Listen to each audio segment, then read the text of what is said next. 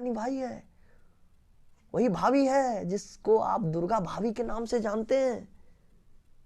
कौन सी भाभी है जिसे आप दुर्गा भाभी के नाम से जानते हैं? वही दुर्गा भाभी है। नहीं जानते हैं तो आप जान भी जाइएगा आज कि दुर्गा भाभी कौन है। दुर्गा भाभी कौन थे, कौन थी, सॉरी कौन थी, क्या किए, क्या करके गए, क्या ऐसा किया जो आज हम लोग जी रहे हैं। ये वही महिला है दोस्तों जिसका नाम है दुर्गा भाभी। हर माँ अपने बच्चे को सुरक्षित रखना चाहती है। हर माँ जो है अपने बच्चे को सुरक्षित रखना चाहती है, परंतु देश की आज़ादी के लिए नन्हे से बच्चे को गोद में लेकर जाने वाली माँ निसंदेह ही एक साहसी महिला रही होगी, मानना पड़ेगा। गोद में रख के देश की आज़ादी के लिए लड़ने वाली माँ, ये कोई पहाड़ की तरह ताकतवर, पहाड़ की तरह माँ होंगे।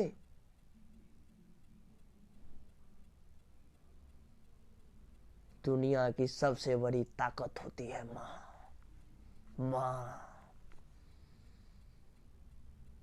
ये असाधारण माँ नहीं थी। अपने नन्हे से बच्चे को गोद में लेके देश की आजादी के लिए लड़ना। अभी तो गोद में क्या, अभी तो गर्भ में ही बच्चा रहते हैं तो माँ बोलती है मैं सीढ़ी पे चढ़ूंगा तो मुझे दर्द करेगा, मैं सीढ़ी पे चढ़ के ऊपर जाऊंगा छत पे हमें दर्द करेगा, मैं भरी कुकर चावल अगर उठाऊंगा तो हमें दर्द करेगा, मेरे पेन कर रहा है, मेरे राइट पेन कर रहा है, मेरे लेफ्ट पेन कर रहा है, हम सोए रहेंगे, हमें बेड रेस्ट चाहिए। ये वो माँ नहीं थी, ये वो 2022 वाली माँ नहीं थी, 2022 वाली नहीं थी, 2020 वाली नहीं थी, 2015 वाली नहीं थी। ये वही माँ थी। यह उस समय की बात है जब ब्रिटिश पुलिस अफसर जॉन सॉन्डर्स की हत्या कर दी गई। ये उस समय की बात है जब ब्रिटिश पुलिस अफसर जॉन सॉन्डर्स की हत्या कर दी गई थी। अंग्रेजी सरकार भगत सिंह और राजगुरु को लाहौर के चप्पे चप्पे पर ढूंढ रही थी। उसी समय की बात है दोस्तों कि अंग्रेज की जो सरकार का पुलिस था, अफसर था, वो चप्पे चप्पे पे भगत सिंह और राजगुरु को खोज रहे थे, ढूंढ रहे थे।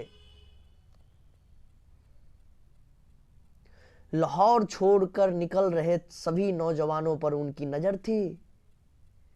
2 दिन तक छुपे रहने के बाद राजगुरु ने एक योजना बनाई जिनके लिए एक और इंसान तक पहुंचना जरूरी था, और वे थी दुर्गा भाभी।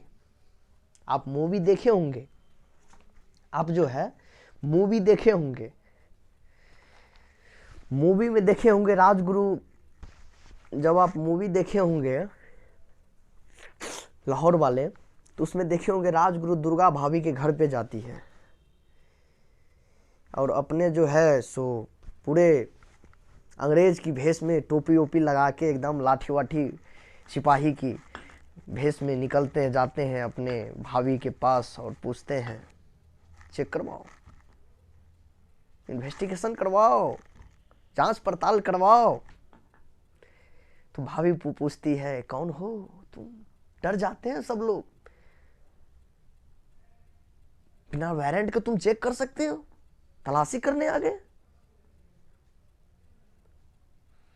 तब नन्हा सा जो उनका लड़का रहता है वो पहचान जाता है, चाचा जी है। तो वही दुर्गा भाभी के बारे में मैं बता रहा हूं। और वे राजगुरु ने एक योजना बनाई जिसके लिए एक और इंसान तक पहुंचना जरूरी था, और वे थी दुर्गा भाभी। ठीक है, दुर्गा भाभी हिंदुस्तान सोशलिस्ट रिपब्लिक आर्मी, जिसे हम लोग शॉर्टकट में HSRA क्या कहते हैं, HSRA के सदस्य क्रांतिकारी भगवती चरण वोहरा की पत्नी थी दुर्गा। कौन थी दुर्गा? तो Hindustan socialist Republic army HSRA के सदस्य था, उसकी पत्नी थी भगवती चरण वोहरा की। राजगुरु ने उनसे मदद मांगी और कहा हमें लाहौर से बाहर जाना है। दुर्गा भाभी अपने बेटे के जन्म के बाद से क्रांतिकारी गतिविधियों से थोड़ी दूर थी, लेकिन जब उन्हें पता चला कि भगत सिंह और राजगुरु को उनकी जरूरत है तो वो फौरन तैयार हो गई। उनके बाद जो हुआ वह इतिहास का एक ऐसा किस्सा है जिसके बारे में जानकर लोग दांते तले उंगली दबा लेते हैं साहब। जिसके बारे में जान के लोग दांते तले उंगली दबा लेते हैं। वह किस्सा जब देश भेष बदलकर भगत सिंह, दुर्गा भाभी और उनके बच्चे के साथ अंग्रेजों की नाक के नीचे से निकल गए। क्या आप जानना चाहते हैं यह सब कैसे हुआ? दुर्गा भाभी उनका नकली पत्नी बनके, अपनी वेशभूषा बदल के, रहन सहन, कपड़ा पहनावा ओढ़ावा सब बदल के अंग्रेज के नाक तले निकले, उनके समक्ष निकले, नजरों के सामने निकले। वो पहचान नहीं पाए। ये साधारण महिला नहीं थी जो नजर को नहीं नजरिए को बदल दी। ये महिला नहीं थी, ये महिला सब नहीं थी कि पतली कमरिया बोले हाय हाय है। ये नहीं थी पतली कमरिया बोले हाय हाय हाय वाले नहीं थी।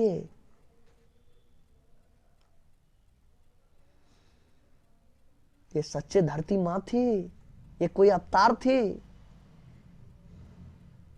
ये नकारात्मक नाली से निकले हुए नहीं थे, गुलाबों से पैदा हुई थी। आगे क्या हुआ दोस्तों ये देखिए। छोड़िए ये सब तो फालतू चीज की फालतू बातें हैं, फालतू लोगों का भावना जो है सो अपना व्यक्त करते हैं सोशल मीडिया पे। लेकिन आगे क्या हुआ वो चीज, इस चीज के बारे में मैं आपको बताता हूँ। आगे हुआ कुछ यूं कि एक दिन राजगुरु अपने साथ एक सजीले नौजवान को लेकर दुर्गा भाभी से मिलने पहुंचे। दुर्गा भाभी उस नौजवान को पहचान नहीं पाई। तब राजगुरु ने बताया ये भगत सिंह है। ये भगत सिंह इस तरह वेशभूषा बना के गए कि वो पहचान नहीं पाए। फिर बताया कि ये भगत सिंह है।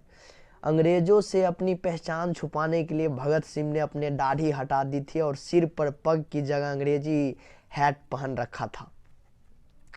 दुर्गा भाभी भौचक रह गई क्योंकि भगत सिंह तो बिल्कुल भी नहीं पहचाने जा रहे थे।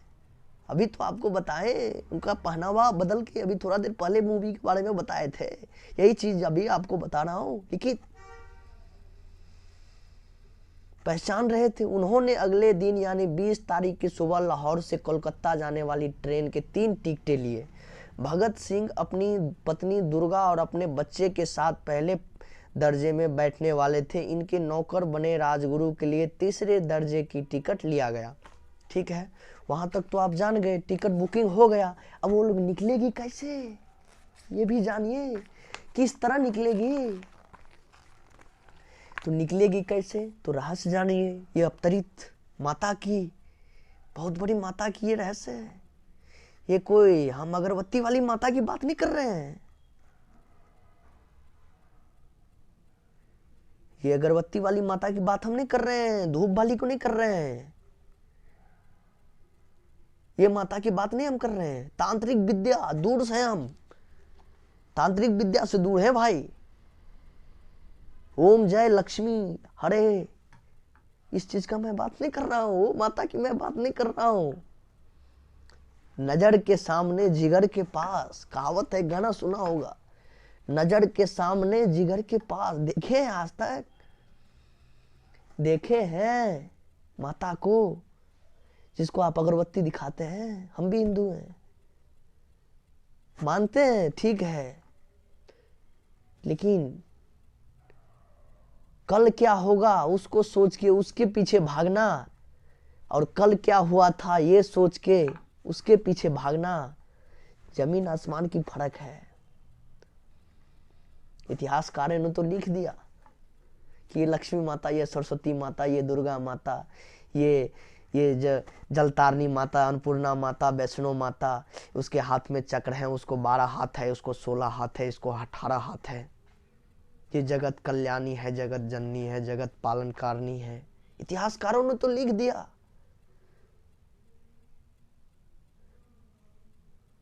इतिहासकारों का क्या जाता है।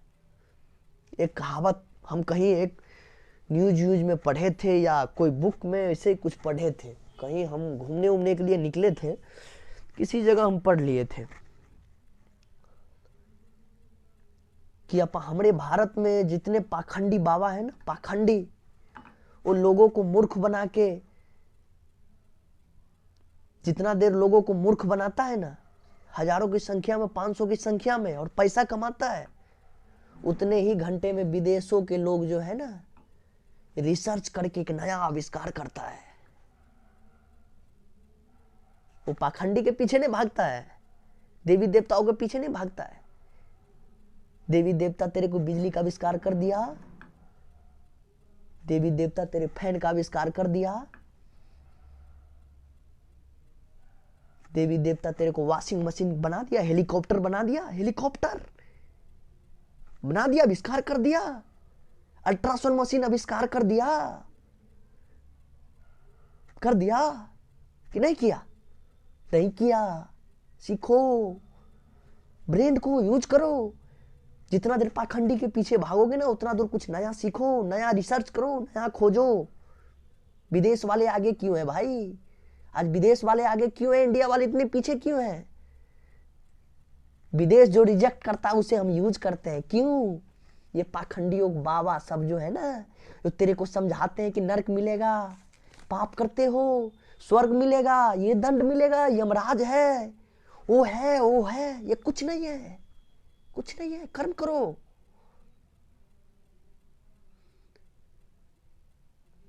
जितना देर तुम एक पाखंडी के पीछे भागोगे ना, उतना देर कुछ नया सीखो। उन्हें तो धंधा, ये उन्हें धंधा है भगवान के नाम पे कमाओ। मंदिर वाले को धंधा है भगवान के नाम पे कमाओ। तेरा क्या धंधा है? तेरा क्या है भाई? तू भी अपना धंधा कर। तेरा क्या धंधा है? तेरा कुछ धंधा नहीं है। तू भाग रहा है उसके पीछे। ये क्यों नहीं भाग रहा है? जो मंदिर में तेरे दिए हुए प्रसादी रुपये चढ़ा रहे हैं, वे क्यों नहीं आते हैं चढ़ाने के लिए? खुद तेरा ही दिया क्यों चढ़ाता है? ये सोचा कभी? ये सोचा? और दूसरे मंदिर में कभी गए चढ़ाने के लिए? नहीं गए, क्योंकि उनका बिजनेस है, उन्हें भी मंथली मिलता है। ट्रस्ट मंदिर है ना, तुमको भी सैलरी मिलता है परिवार के लिए, बच्चा के लिए 20,000 रुपया, 25,000 रुपया महीना को वो भी कमाता है। बस इतना ही काम के लिए मंदिर की रखवाली करता है, उसके लिए। इतिहासकारों ने तो लिखने के लिए तो कुछ लिख दिया भाई, कुछ लिख दिया।